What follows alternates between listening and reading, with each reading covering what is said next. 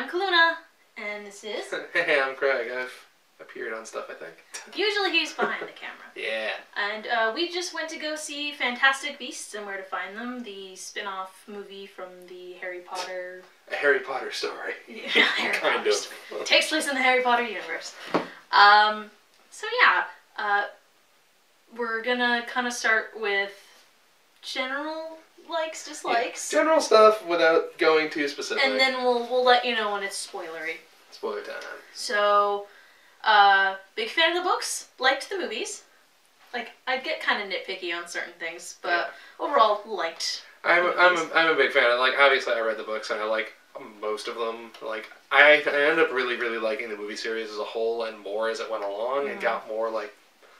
I really like how the movies took things from the books and made them their own and like realized them in a way that even if it didn't always agree with what I saw when I was reading it myself, I really liked the aesthetic that the movies ended up building by the end.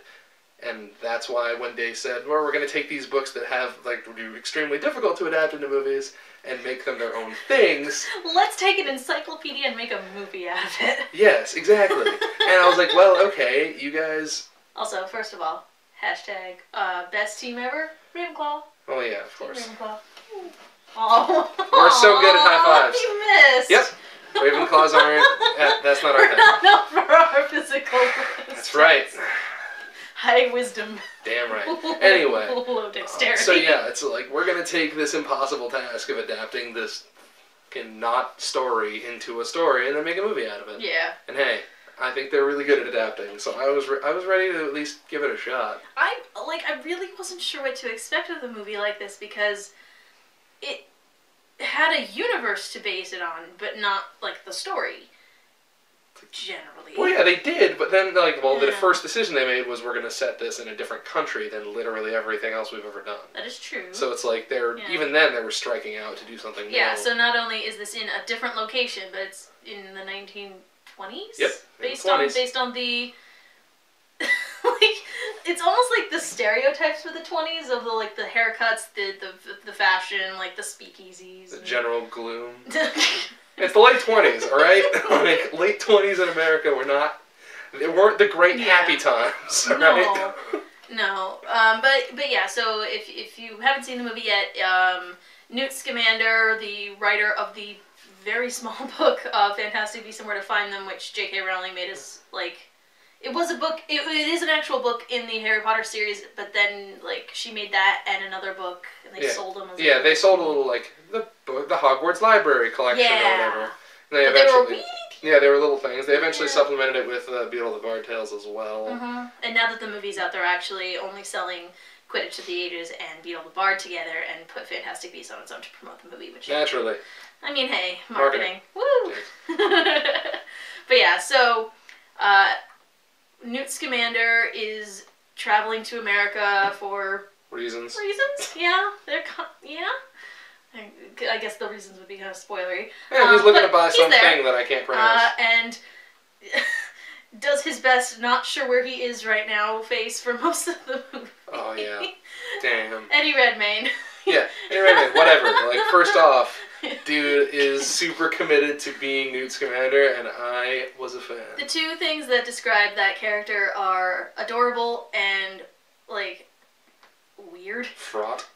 Doesn't know what he's doing. Unsettled at all times. Yeah, awkward and adorable are the two that I would definitely go with. Given that, especially as you pointed out, he's related to Luna, so it shows. Yes, somewhere at some point, I don't remember if it's actually in the books or just a thing that J.K. Rowling added later in an interview or something, but apparently Newt Scamander is Luna Lovegood's great-great-grandfather or something, and throughout the movie we're sitting and I'm watching and I'm seeing how awkward Eddie Redmayne is acting with all the other characters, and I'm like, yeah, okay, I can see how he's related to Luna because he's just kind of weird for being weird's sake, and it's not bad weird. It's just he moves really funny sometimes. You can tell he's very out of place, but that's the. But yeah, even more so with the whole Lovegood thing, it's he's awkward and halting around every other person, but the second he's in his own element, around some of his creatures or whatever, he is immediately right at home and super comfortable and all Yeah. that kind of stuff. It's like, he's totally normal when he's around his own thing. It's just his own thing is very different than what other people do. Like, you see him get, like, really grumpy when he's around a couple of the other characters that we meet in this. Like, he's, like, in a bed at one point, just kind of, like, just looking super unhappy. Then the minute she leaves the room, he's like, okay! And then he gets right into what he's doing, and it's really cute. Trying to think of other non-spoilery things. Just general performances by some of these guys. Like, everyone's Kowalski, really good. Who's the actor that played Kowalski? I cannot remember I don't his name. remember. I'm going to be so bad at remembering these people's names, because honestly, the 3 Americans, I had no idea who they were. I feel like I recognize him, but I'm terrible. Okay, so, of the primary cast, there's 4, and you have Newt Scamander, and then Jacob, who is this Muggle, or Nomad, as the Americans like to call him, which is... Fantastic is what it is. We're so good at naming things, you guys. We're the best. He inadvertently befriends this guy because some of his creatures, like, lead into really awkward situations. And he ends up basically just keeping this guy with him throughout most of the movie. And then we meet 2 other witches. One who works for whatever the American government for... The American Congress of Magic or some shit. It's so it's stupid awesome. sounding. It's great. And then that girl, the other person, is her sister, who also works there. Who seems to work at that place at least as like a waitress in a cafe like an or something. Or something. It's hard to say. They don't really specify. She's only ever really, whenever she's working, she's seen carrying She's coffee. just really cute. She's really cute and bubbly and very charming, and she's really cool because she's got a very interesting quirk that I won't spoil, but it's very, very interesting to see what they do with it. She's fun. Definitely fits the like Roaring 20s girl. Yes, look. absolutely. Like when you look at her, like 20s. And all of them were really, really solid. I can't really think of anybody in particular that I disliked from an acting standpoint, because there are characters in this movie that you're not supposed to like. I'll come back to that. We'll come back to that in the spoiler section. There's some performance stuff that I'm going to have. The villain, pretty good. I was... Yeah, I think it was alright. Pretty solid. Don't want to, again, try not to spoil. It's like, honestly, I don't even want to say who it is, even though, trust me, you'll know. You'll know. You'll know. Yeah, pretty much everything else will it'll be really hard to kind of keep back some spoilers. Yeah, I mean, I'm just gonna, like, I guess generally there is the other big deal, or thing of just, as with a lot of the other movies, the visual design, and just, like, once you get into anything that looks like the wizarding world or the magical world, as contrasted from the normal, like, Muggle, Nomad, whatever world, it looks really good. Yeah. Like, that Congress of Magic, the Ameriministry, looks really nice. Yeah. Like, as just a building, and much like the Ministry of Magic in the other movies, of just, it's like, it looks like an administrative building, but not really, with all this crazy magic stuff going on, and the ways that it looks like a normal thing just accentuate the ways that it doesn't, and they do the same thing with a lot of the buildings here, and it's really, really cool. In general, just another thing to add is, like, obviously with a movie like this, there's a heavy amount of CG, and pretty much for the most part, I liked most of it. Anything that looked weird or unsettling, it's kind of supposed to look weird and unsettling. Like, it very much looks magical. Generally, I really like the way the Fantastic Beasts looked. Yeah, all the creatures, really cool. I wish they said the names a couple more times for some of them. Like, they would say it once or twice, but they'd be, like, in the middle of running or something. Yeah. Or just rushing really hard, so it was hard for me to catch some of these things. Like, you named some of them before that we got to them, and I was like, oh, okay, I'm waiting to hear this name, and I just barely heard it. Yeah. So sometimes it's a little hard to keep track. Yes, when Eddie Redmayne is panting because he just ran away from something, and it says, that's a thing. That's a blah, blah, sometimes blah, blah. It's hard to hear. But if you know, I mean, a lot of folks who go see this are probably going to be Harry Potter fans, and you might just know. I never read Fantastic Beasts, so I honestly didn't know what most of them were. But it's been years, and I just didn't read it because I wanted to see how much I remembered. And some of them I was like, I remember what those look like, but I don't remember the names. Yeah, but still, like, they get there with anything that's really important, they do the thing, and conveniently, the construct of having a non-magical person there is great because that's an audience cipher that you can have all these characters explain what the hell this thing is and what it does, Yeah. so that we all get reminded or taught what the stuff is. It works. It works because you have two kind of fish out of water characters with both Newt and Jacob, because Jacob is the Muggle and he has no idea what any of this world is, and then you have Newt, who is familiar with magic but just not this location. Yeah. So Newt is a good person for anyone who's seen the other movies, because then they're familiar with that set of rules and those locations, and now it's the same universe but in a totally different place. So it was cool to see those different kinds of audience ciphers. Different people are uncomfortable about different things. And for this movie in particular, like, they name drop a bunch of people from the series because they can and they should, because that's just what they're gonna do. They exist. But if you've never seen any of the Harry Potter films, it's not hard to understand what's going on. They basically explain the majority of it. Like, if they name drop something and you don't know what it is, it's probably because it's from the other movies or from the books. And it's not important enough for it to be a big deal. Like, it might be good for, like, possible future movies. There is some setup literally at the very beginning where there's just flyovers of magical newspapers. That was cool. That refer to a character that is very important in the book/original movies, but doesn't appear a whole bunch.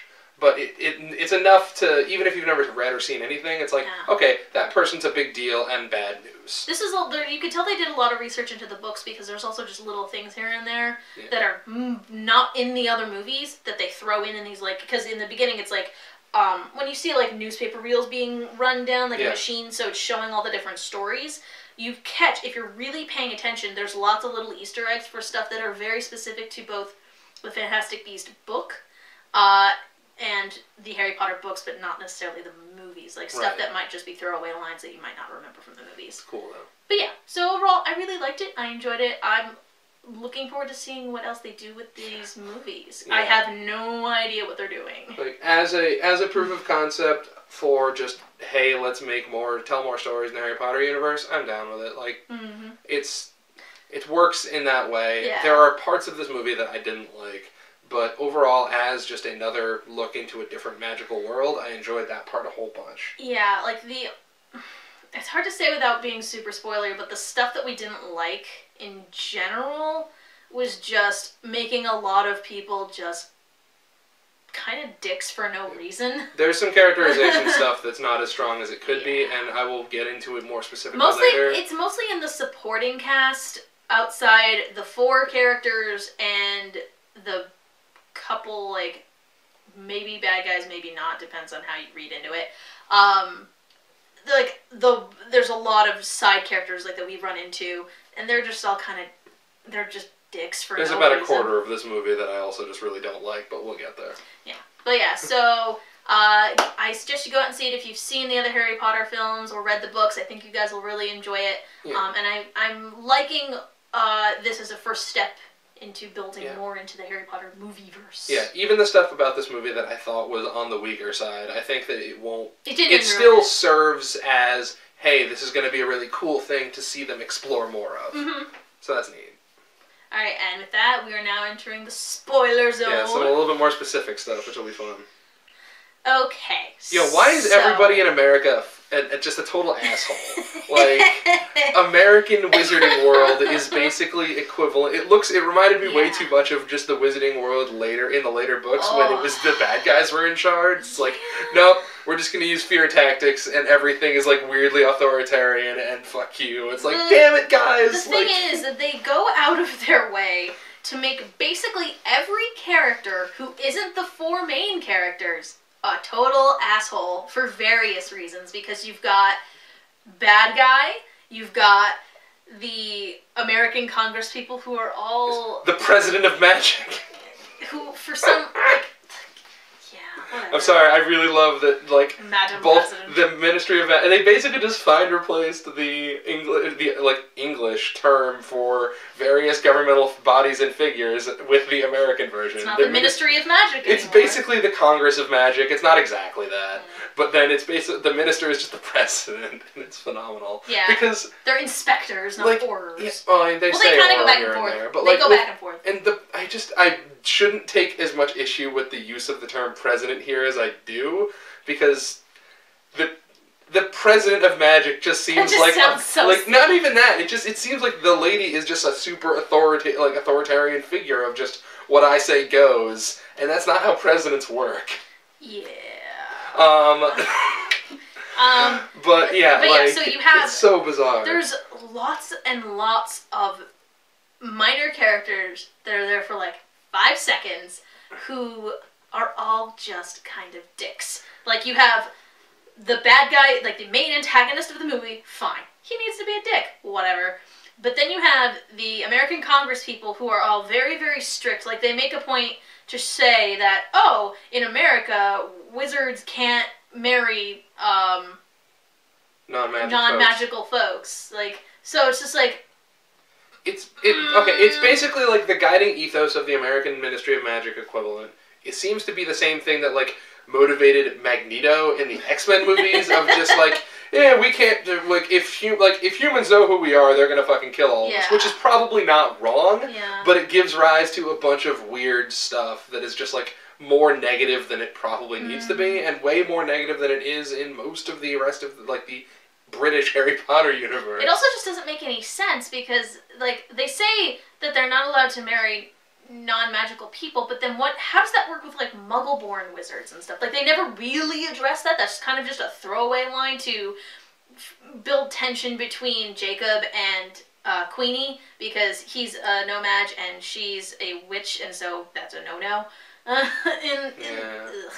Like, that's the only reason why they even have that there, is just to build tension between those two characters. But then you have this group of, like, the fucking zealots, the new Salem fucking defense force of we can. Yeah. What's the dude's name in fucking Fairly Odd Parents who's super convinced that fairies are a thing? Oh, and God. wants to track them down? The teacher.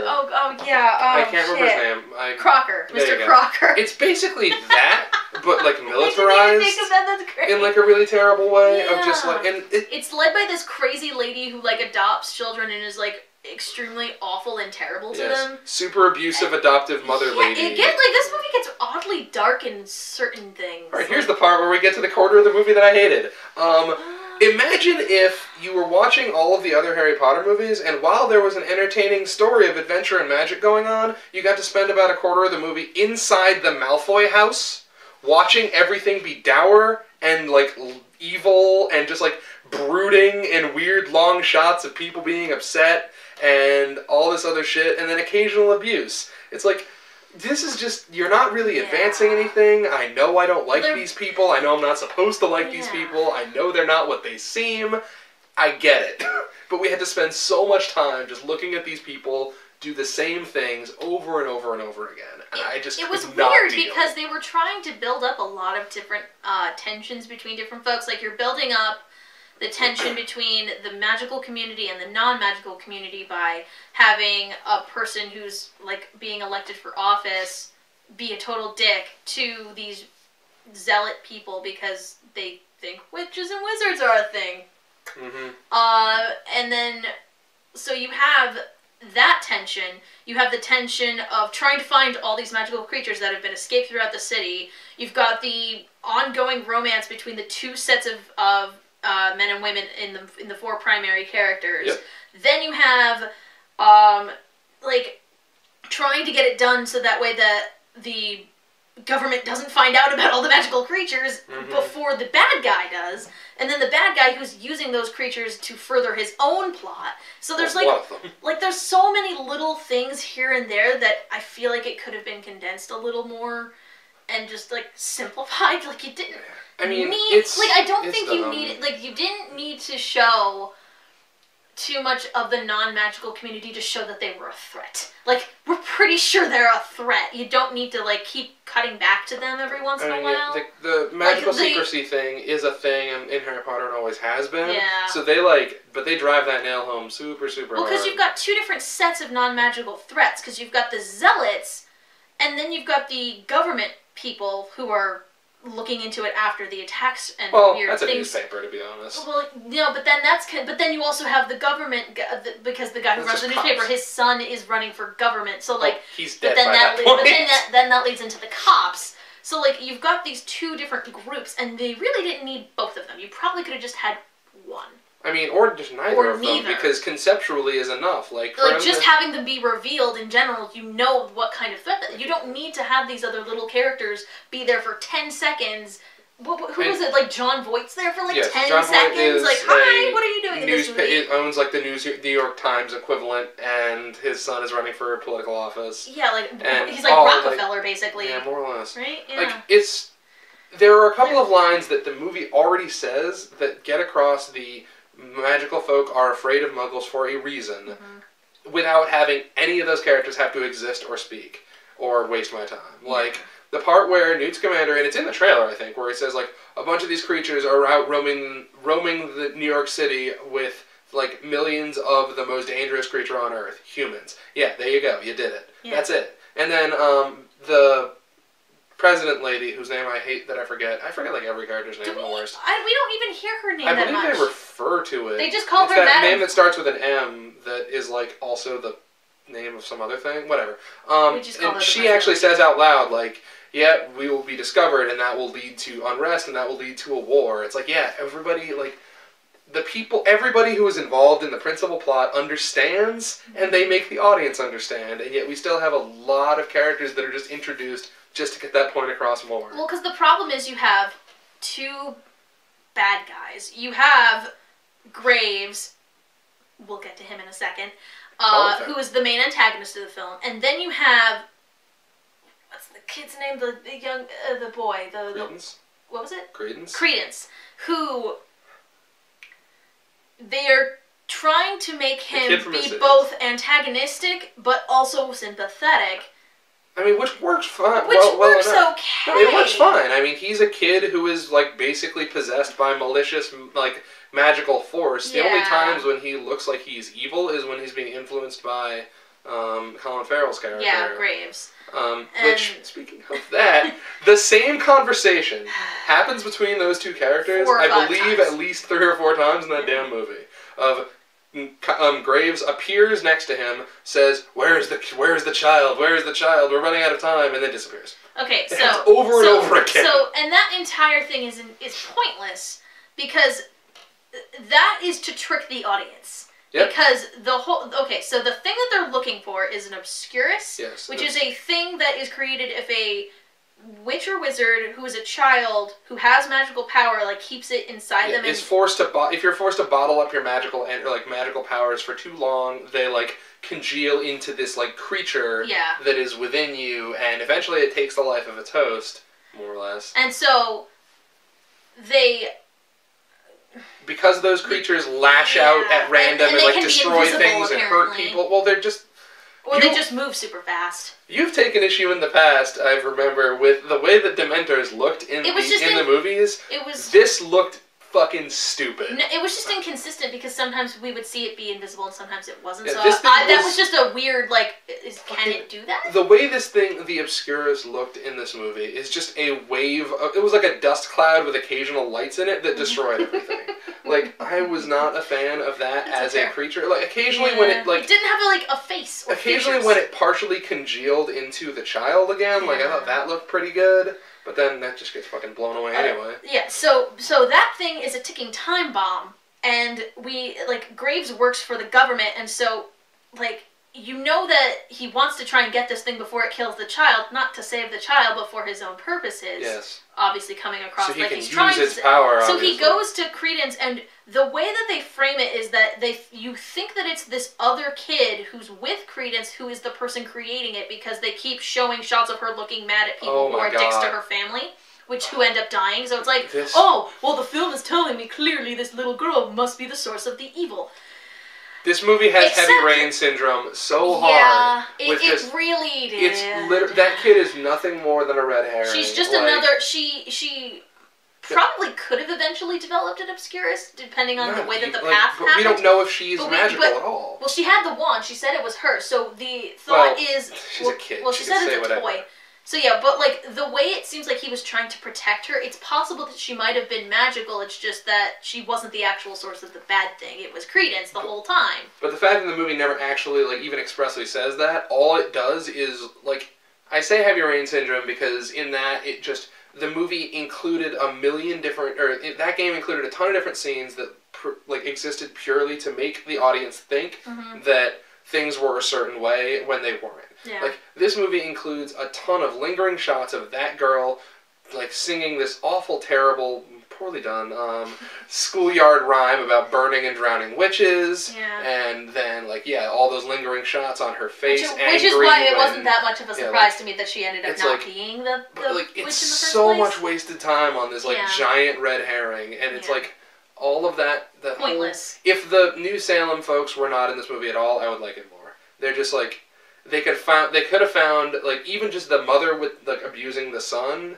That thing could have been its own thing without all this extra bullshit, and it would have flowed better for me and just cut out a lot of wasted time. Yeah.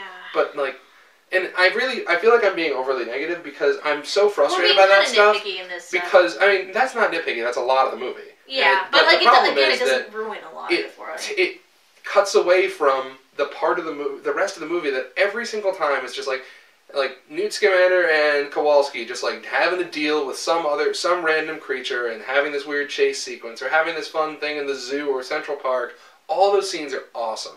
They're super entertaining. Those guys have great chemistry when they're just really getting up to antics together. The creatures look cool. The way they have to deal with them, like the trouble that arises, and then the way they fix it, like all that stuff is awesome. Eddie Redmayne gets this one really ridiculous scene where he has to like do like this mating dance to get one of the creatures into his magical box of putting creatures in. Yeah. And it is amazing. It's so good. Like all that stuff is. Whenever the movie is willing to have some fun, it's awesome. It's so much. But then it has to casually like remind us every like 10 or 15 minutes, like, hey, here's this family. The mom's a total bitch and is abusing her kids. Yeah. And then Graves is there for some reason. Yeah, it's just like super fun, and then just smash cuts to just dour, boring reminder of the exact same thing you told us last time, and then cut back to the fun stuff. Yeah, it's like, and like they constantly show that this kid is getting physically abused, and it's it's uncomfortable. The amount of time they linger on, like, the kid's slowly taking his belt off so the lady can beat him with it. It's like it's rough. They take a long time to do that, and they like show the cuts on him. Yeah, like we see, and like we see, like it's this kid. Like I say, kid, even though he's like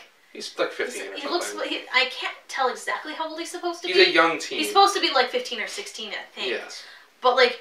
You can tell just by the way he doesn't look people in the eye, and he constantly shivers, and like he stutters a little bit too, and like you just feel really terrible. You feel so bad for this kid, and it just didn't all the time. Like you needed to only have him go to the guy once to heal his cuts, so that way you know he was helping him. You didn't need to cut back to it like 3 times. That was absolutely not necessary. And then the whole, oh, hey, it's this little girl who's the source. Oh, wait, no, it's not. It's actually been him the whole time. Yeah. And, like, a lot of the end, when they try to explain a lot of stuff, gets, 1, rushed, and 2, said in such a way that I couldn't quite understand what they were saying sometimes, because Credence is turning into this giant evil cloud monster thing, and so you have the bad guy going like, oh, well, explanation, and you can't really hear it. And I turned to him, and I'm like, did you get any of that? Like, I missed some of it. Basically, like, he is just an obscurus like everything else. He is specifically referred to as a squib at one point in the movie. So he had magical parents, but supposedly he was a squib. Like, oh, he just doesn't have magical powers. But instead, he actually appeared to just be an extremely developed one of these obscurus things, which means he does have powers. They were just heavily suppressed by all the abusive behavior he's been enduring. And as such, they, in a throwaway line, they're like, well, he must actually be really, really powerful, because normally these things kill you before you turn, like, 10. And he's clearly years older than that. Because in the magical community, like, turning 11 is the sign that you're ready to begin your actual, like, wizard training and stuff, so that makes sense as to why the Obscurus would, like, kill the child before they turn that age. Yeah, so that, like, that serves as, like, a justification for why this thing is so much more dangerous than anything they've seen before, because Newt has one of these things captured in his little awesome... I thought it was a baby Dementor. Dementors have babies. Well, I know, but, like, it was just this little teeny thing, and I was like, Dementor? Like, what is that thing? Oh, okay. It's just a cloud of bullshit. And then, like, tell the story of how that came to be, but, like, they show you, they go from point A to point B with the monster pretty well, I think. I mean, it's fine. Like, they tells the story of a young girl in Africa that he met who had one of these things, and he wasn't able to save her, and that was bad. Mm-hmm. But she was only 8, and he is very clearly older than that. So it makes sense that this hurricane tornado of dust and destruction would come to be. Like, that's fine. Yeah, that's fine. Yeah, but like... And then it doesn't really go anywhere, just a bunch of people shoot lasers at it, and then it blows up. Yeah, and then, like, they make this big deal about trying to save this kid, but then, boop! Alright, well, never mind. Guess we won't save him, and they don't linger on it too long, so it doesn't, like, serve much of a purpose. It's just, well... Alright, we're getting to the end of the movie now. Time for the big twist. Time for a lot of things to happen at once. Yeah. The government, there's a big showdown, like, the kid, like, loses control, or willfully gives up control to the monster. It rampages, it ends up in a subway station. Newt, Graves, the lady, oh my god, I'm terrible with names. Tina? Yeah. And eventually a bunch of other magical, like, American horrors show up. Mm-hmm. They all, like, have an emotional scene. Newt and Tina almost get through to the kid and calm him down, but then all the cops... Then the wizard cops show up and blow him away, as they're wont to do. And... Wizard cops. Yep, and then that's that. And then immediately after that happens, Graves just turns around to the wizard cops and is like, listen, like, hey... Why did we do all this? Why do we have all of our laws? Like, these laws are bullshit. Who are they actually protecting? I don't believe in it. I'm rebelling. And then the wizard, the Aurors start shooting at him, and he's super powerful, because of course he is. And he's just deflecting all of them, so Newt, God bless him, he's always got so many cool Pokemon, you guys! Yeah, he's got so many cool magical creatures in his pockets. We will go through them. Fools. I don't remember most of their names, because half of them I didn't hear. But one is this cool pocket bird thing that, like, hangs out in his cufflink or something. I don't know where the hell he keeps this thing. He pulls it down and it looks like a little ball, and then he throws it a la Pokeball yo-yo thing, and then it becomes this cool, crazy bird thing that does, like, a bunch of different things, but eventually just becomes magical handcuffs. It's right. That was a different thing. The bird. No, it wasn't. It was a complete. It was a like a. It was not anywhere near. Brains? Yeah, that was the same one.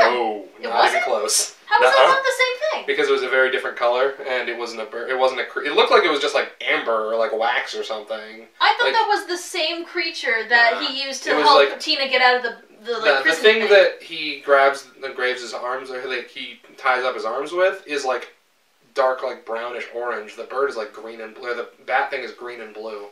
Like I thought it was all those colors. And also, it's like a physical thing, not like a substance. Whatever, not important. Whatever it is. So yeah, he has a bunch of cool shit. But so that dude gets like strung up by Newt, who hasn't caught him by surprise. He was too busy fighting like 18 Aurors at once, and immediately, without him even getting to say a word after getting bound, Newt's just like, "Oh, let's take your disguise off," and literally Scooby-Doo style reveal that dude was Grindelwald, super important wizard that they set up as he shows up in some of the newspaper clippings at the beginning as the villain all along. He's been impersonating this dude, or he was always this dude. I honestly don't know. Doesn't particularly matter. Nah. He's that guy, and then it's not even the same actor. Yeah, whatever. And then he gets led away by magic. And then he gets led away by the cops, and that's kind of that. My favorite plot device monster in the entire damn thing is his sweet lightning bird,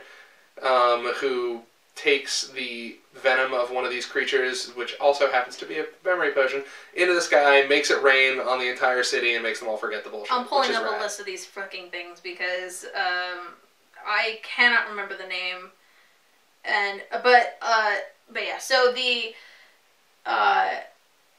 like just a lot of random Pokemon they're all weird. They're all cool. Like a ton of plot happens at the end, my favorite though is his little mini Groot looking thing. It basically looks like a little like leaf praying mantis thing, and it just kind of hangs out on his shoulder and makes cute squeaky noises the whole time. Yeah. And I forget what name he gives. He gives them all really hilarious names like Dougal. The Bowtruckle's name was like Gricket or something along those lines. Like something very close to that. Yeah. And it's really cute. Apparently they're lockpicking monsters. Yeah. He tries to give it away to... He at some point has to be separated from his little bowtruckle friend by Ron Perlman, who is not Ron Perlman, but I love him. But then he gets him back, which is good. The CGI on some of the like goblins and like house elves looked really good. Yeah. Like they go to this bar and meet Ron Perlman. Whoever that is. Yeah, I don't remember his name. Again, they'll say names real fast, and I never fucking there's remember a lot them. of honestly, there's just a lot of minor characters that aren't that important in the grand scheme of things. They serve a really good purpose, and then they move on, which is fine. If you're going to be looking up a list of creatures, I think the most important thing for me about that is I already talked about how like the wizarding world looks really great, but the inside of Newt Scamander's suitcase, his little workshop where he does all of his experimentation, but then basically his magical zoo where he keeps all this stuff just looks awesome. Oh, okay. So the thing that looks like the hippogriff is actually just called the Thunderbird. I didn't realize. I thought that was a nickname. And VHS represent. Oh God. Oh. That's right. Whoever went to our high school is just gonna be like, hey. We're not watching this anyway. But yeah, like the place where he keeps all of his creatures when they're inside of his case. There's a lot of really good little details that just make it look awesome. Like, he has different, like, magical biomes set up for all the different environments that these things live in. And the little detail of, he has just, like, these, they look like scenery in, like, a theater. I would just say has a hanging backdrop that is the wintry area, but it actually makes it winter inside of that. It just looks really awesome. Yeah, like, the inside of his, like, case is just this little microcosm of cool stuff. It looks super cool. Like, it's just, like, visually incredibly well done. Okay, so, we start off with, because I'm sorry for names if I mispronounce them. We have the Niffler, who is hilarious and adorable, and he looks like kind of like a platypus a little bit. Like he kind of just looks like a magical platypus who likes shiny things. So the Niffler is a source of multiple different scenes of antics that are just really, really great. Yeah, the bowtruckle is. He gives them all different names, but Pickett is the one that hangs out with him. Pickett is my favorite. He's adorable. He makes little squeaky noises. He helps them get out of like handcuffs at one point, and just kind of he likes to hang out on like Newt's shoulder or like in like the pocket of his little coat thing. Yeah. He's really, really cute. Speaking of which, that scene in which the handcuffs are undone. Holy shit! Like, whoever's in charge at American Ministry of Magic of how do you execute your criminals, Jesus Christ. Like, you have, I know it's forbidden, but, yo, you have a lethal injection equivalent in a killing curse. Just use it. Like, don't take people's memories out of their head, put them in a giant pensive, like, pool in a floor that apparently is also made of, like, burning lava or something. Yeah, that and then make people want to jump into it. That's fucked up. It was literally just, let's make this death as long as possible to give them time to escape. Yeah, but it's like, they execute their, like, sentenced to death criminals like they're fucking Bond villains. Yeah. It's like, we're gonna make this thing look like something you want to jump into and be like, oh, don't you want to go in there? It'll be lovely. And then we lower you into it in a chair, but then, because Tina narrowly escapes with the help of Newt and his awesome bat, I will get to that in a second. The chair thing that she was being lowered in hits the liquid and it fucking starts disintegrating. It's horrifying. Yeah. Like, the implication of the way they do that is super crazy. I mean, there's a lot of really awful things when you think about it in the world of Harry Potter, but we don't really address them much. Yeah, but come on. You can execute people so much better. Like, that's so much crueler than just using evil magic to just snuff them out. Come on, man. Yeah. Okay, so a couple of the other creatures, I'm going to say these wrong. Erumpet is this giant... The rhinoceros? Yeah, it has like a giant horn, but then a bunch of bulbs near it, and then apparently it can make like magma and shit. It's a blast-ended rhinoceros. That's and it tries it's trying to mate with a hippo. It breaks into a zoo. It breaks into a zoo in Central Park. So this poor hippo's hanging out in the corner like, I'm no longer the most fearsome creature in this zoo. What has happened? That's some good stuff. The Demiguise is adorable. It's the little invisible thing. They set it up really early, and they show that it's invisible and that it can do a bunch of weird shit. But it's just kind of cute, and it's actually like really nice and Yeah. is only trying to stop another creature from getting in trouble, which is the Akami, which is this big serpent that can change shape. It takes place in like wherever there's space. Yeah, the Akami is like a goldfish in that it fits the size of the container that it's in roughly. So it leads to just basically with every magical creature they spend any real time on, they're just like, okay, how can we use this to do a fun or cool scene? Like the Niffler, there's an awesome scene in the bank. That's a very beginning thing, and there's another one at a jewelry store where it's what makes it unique. God. What makes the creature unique they take that and they make a cool scene out of it, which feels like the design for the entire movie. Like they give a lot of personality to these creatures. They're not just like cool creature immediately bagged. Like the Niffler in particular, you can tell he's super mischievous because like. At some point, he's in like a jewelry store. Newt and Kowalski try to walk by, and it's doing the Scooby-Doo freeze frame. Like maybe they won't notice. With like watches draped over its arm as if it's a rack. I love that thing. It was so It's cute. really good.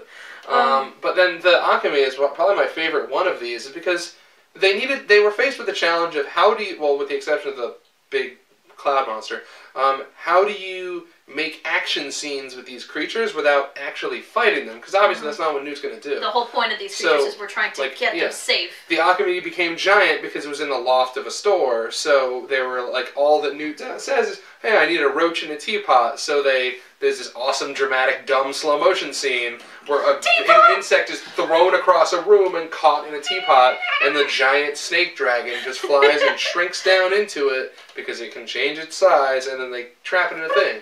Like, it's really clever, it's visually done really well, the thing looks awesome. Yeah, they go out of their way to try and be like, they're not violent, they're just in an unfamiliar environment and may lash out. And just all of those scenes are except for the Murtlac, because that thing's a dick. Yeah, the koosh ball rabbit. Yeah, it's a rat-like porcupine, and it's mean. It just bites. Man, it doesn't really do anything. Apparently, if you are sensitive to it, it can cause a bunch of like weird problems. Just generally, the fantastic beasts in this movie are its absolute strength. The things that make it unique are super, super great. Once they get into the politics of wizards and non-magical folks, and a lot of the same stuff that the Harry Potter books and the original movies occasionally got into, and sometimes, and honestly felt like they avoided going into too many specifics originally with that kind of stuff, just because it would get really messy really fast. Here, they took a lot of that head on, and it got really messy really fast.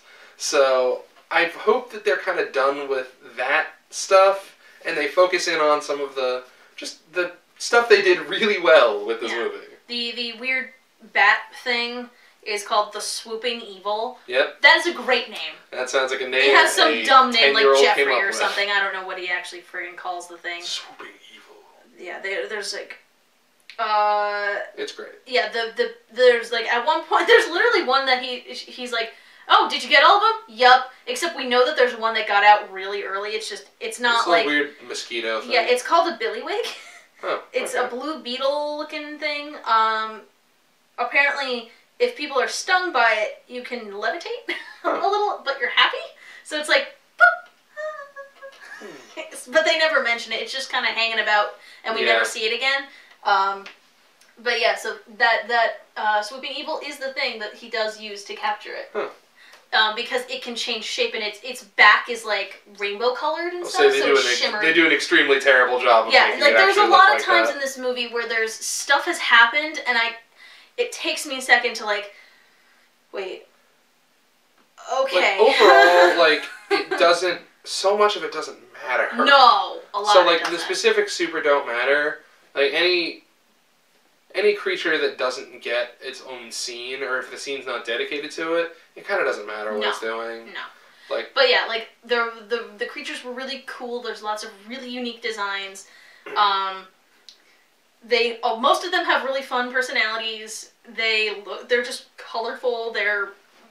You can tell there's a lot of, well, the actors have to be playing with green screen cushy things while they then add in all the CG. And for the most part, it's okay. There's a couple times here and there that I'm like, but for the most part, it was fine. Like, Eddie Redmayne put his heart into this. Like, he is such a doofus, and he's very funny. And again, the thing that just came back to me is like, I can just so see how you are an ancestor of Luna Lovegood, because he's just a slightly more talkative Luna in some instances. Like he just, when he finds a thing he really likes, he goes on and on and on and talks all about it, and then he just kind of wanders around and forgets things occasionally. He's just very matter of fact, which I always really appreciated. Just like, here, have this helmet because your skull might break open. He puts him in like, I think that was that Quidditch gear. It looks like it looked a lot. It looked like a beater's, like or not a keeper. Is that what it is? Yeah, like the helmet and the like the padding, like the chest pad thing. Yeah. But yeah, it's just like very... Poor Jacob, he gets like banged around a lot while they're trying to get these creatures. He's very obviously the comic relief. And this poor guy, like, he's just having such a rough day. Yeah. But it works out. I mean, yeah, he meets like this super hot lady. Oh, by the way, she has a cool thing.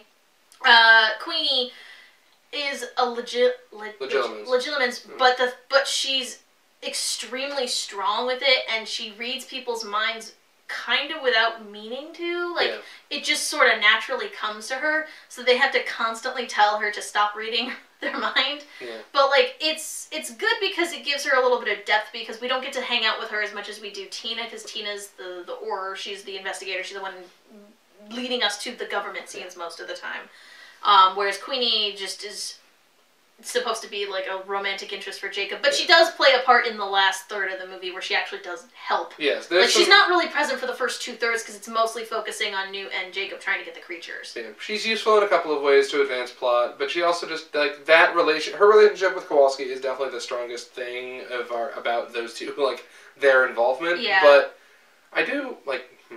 It seems like every once in a while they just really wanted to just get more stuff in, like. The fact that her legitimacy is used to just like hint at a relationship between Newt and an ancestor of the Lestrange family. Yeah, is just like, all right, that's a thing that is I don't know if thing. that's a person that I don't know who Newt ends up marrying. Like maybe that is the person who he ends up with at some point. I don't remember. I really don't know much about Newt Scamander from the books. Yeah, I mean, like I don't just know if that he wrote this. But I don't know. I don't remember if there were things that they talked about. But if that's just them seeding the Lestrange name so that they can have something like that family get involved later, who knows? They mention Dumbledore. They mention like Hogwarts, the Ministry of Magic, Grindelwald. Yeah. I think that's it. Like, they don't really bring up too many other people as far as I can remember. You know. But they do a good job with making you invested in at least those 4 characters of Newt, Jacob, Tina, and Queenie. And they work really well as a unit, and we see them working off in pairs. Like, we see Newt and Jacob a lot, we see Newt and Tina a lot, and we see the sisters together. Right. And Queenie and Jacob are often paired together when Newt is usually with Tina. Right. I don't think they necessarily needed like the weird kind of sort of romance between Newt and Tina. Like, they were fine. Like, I didn't think it was necessary. Like, it was okay. I just don't really think they needed it. Because like you already had the romantic couple with Jacob and Queenie, and like if that had been the only part of it, I probably would have. I was fine with that. The only scene where they spent any real time making that other relationship, between Newt and Tina, a thing, was right at the end, and I thought that scene specifically was cute, so it works. Like, yeah. They didn't labor that point super hard. And I mean, J.K. Rowling wrote the screenplay for this. Much better romance than some of the books. That's not her strong suit. Hey, as I've been known to say, the grown-up romance is a lot less dumb and bullshitty than teenage romances. So she was working. It's not the creature in his mind. She was working with a lot better territory. Yeah, it was much easier. Like overall, because this was written to be a movie rather than trying to take it from a book, the pacing worked much better than a lot of like the points where extremely misguided pacing decisions were made. Yeah, but even then, it was on purpose. The fact that it's only taking over the course of 2 or 3 days versus a whole school year, there's obviously significantly less pacing issues. There's still some, but that's less pacing and more just trying to crash too many things in at once. Yeah. I mean, they've got more. It's already come out that they're making more of this stuff.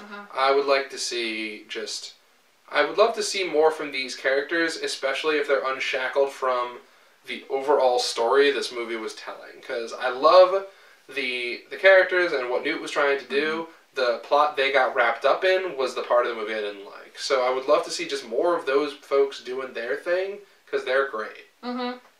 And the way they relate to each other is great, and like all that stuff. If it seems like we're being overly critical, it's just because like a lot of the stuff that they did right, like we don't have to go too much into, like we've said. I mean, just if you watch the movie, you will see. There's some amazing, there's a lot of really good stuff in this.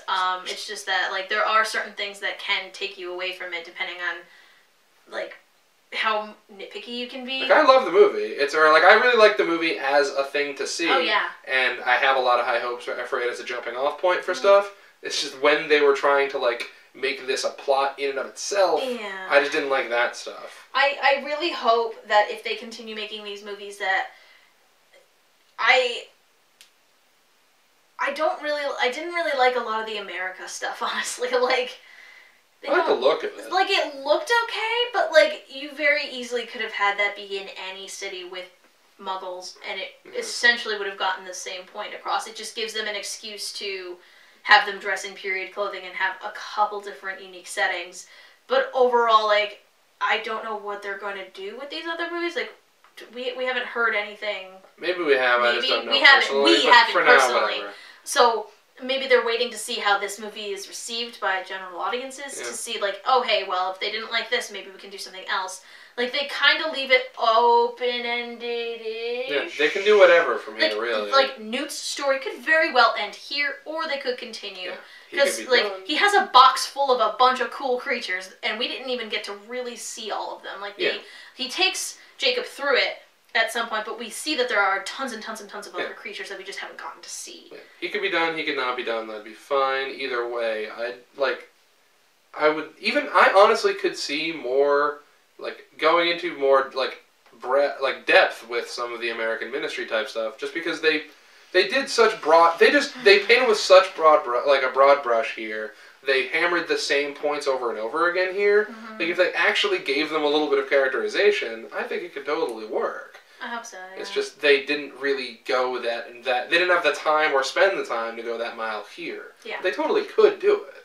And that'd be neat, because, that concept has legs. They've introduced that there's the magical. Well, they've introduced using like the Pottermore stuff that there is a magical school in America. Like, I just would love to see some of that stuff visually represented, because who knows, that could be really neat. Yeah, like I don't know if we would want another series of another magical school here. That might be a bit much. That might be a bit much. I would just like to see since Goblet of Fire came out, I've wanted to actually see what another magical school looks like. Like, maybe we could get it from the point of view of the professors or something. That'd be something different, because then at least you're having the approach from, like, the teacher. Like, be a teacher who it's their first year teaching at Ilvermorny. Regardless, they've shown, I trust wherever they're going to go from here, because this is they've shown that they know how to just take another thing and take another corner of this world, or another aspect of this world, in this case the magical creatures aspect, and zero in on it and blow it up and make it interesting. Yeah. I hope that they can next time find like a plot line that meshes more naturally with the thing that they're doing, but whatever they've got, I'm interested in seeing it, for sure. But yeah, so overall, really enjoyed it. Promise, I totally liked it, despite the fact that I bitched about a bunch of stuff in it. I really did like it. That tends to happen, though. Like, we tend to be like, yeah, that was good, but... There's about a half hour of the movie I didn't like, but the rest of it I loved, so that's one of those things. Yeah. Also, why is Johnny Depp in this movie? He's in the movie for 2 seconds! Why? Oh yeah. Movie people, please, don't make like a bunch of like, hey, Grindelwald's the villain movies, because then you're making the Star Wars prequels, because we know how it ends up, and there's no tension for what happens to him. Don't do that. The only thing I may want to see is, like, young Grindelwald and young Albus, because we got a little bit of that from the books. That'd be okay. That'd be okay. But if you just make, like, a bunch of movies with grown-up Grindelwald as the villain, you know where his story ends, so you know there's no tension about what is actually going to befall him, because you know how it goes. Yeah. Well, so don't do that. Yeah. Yeah. Oh, wait. No. Fucking, I don't know. He gets tracked down, stuff happens. I thought Voldemort did kill him, because he wanted to kill everybody who might have had the Elder Wand. I thought he killed the person who Grindelwald stole it from, and then Dumbledore was the one who killed Grindelwald. I've got nothing here. Probably. I don't remember. Anyway. But we know, okay, somebody know. It is known what happens to him, even if I don't remember right now. It's going to be in the comment section telling us all the shit that we got wrong. I'm going to get corrected a million times because I'm just making shit up as I go. Well, not true, but I'm doing my best, I promise. Alright, so yeah, guys, if you've already seen the movie, feel free to post comments below. Try not to fill them with, you got this wrong. Because, or do, I don't care, whatever. Well, don't, like, be constructive. Or be just, nice, yeah. If asking the impossible. A million people are going to tell me who played Kowalski because I cannot remember. Honestly, I don't remember most of the actor names. But that's just, I'm bad at actor names. But yeah. So yeah, I really suggest going to see it. It was a lot of fun. I'm looking forward to seeing what else comes. Yeah, whether you like Harry Potter or not, check it out. Though if you're still here, you probably like Harry Potter. Probably. But yeah, I mean, yeah, it's super cool. Give me my Quidditch Through the Ages movie. Just seriously. If it's like a sports movie. Yeah, no, just make like it an up and coming Quidditch team. Just make it The Sandlot, but for Quidditch. I don't care. Or Remember the Titans, but for Quidditch. Just I would love insert Mighty Ducks, but whatever. Like. Oh man, I would love to see that movie. Like a Mighty Ducks, but with fucking Quidditch. Do that. That'd be amazing. It's like Space Jam. Just make Space Jam. Make something ridiculous. Every sports movie. Give me a sports movie in that universe. That would be so cool. Oh boy. That'd be really cool, actually. Guys, you should do that. No, like seriously, I would legitimately love to see that happen. Alright. Yeah, and if not, what other stories do you think that they can tell based on either some of the supplementary material or I assume at some point we're gonna get some of the Beetle the Bard stories as movies. And whatever that Pepperell Brothers thing they did in Deathly Hallows Part 1 was sick. So I'd like to see more of that too. Yeah, whatever. Yeah, they've got. We're clearly signed up for a bunch of movies. So if you think you know where they're gonna go with it, give it a shot. I don't know. All right, guys. We'll see you in the next one then. Thanks for joining us. If you want to see us talk about movies. Woo! All right, bye, guys. See ya.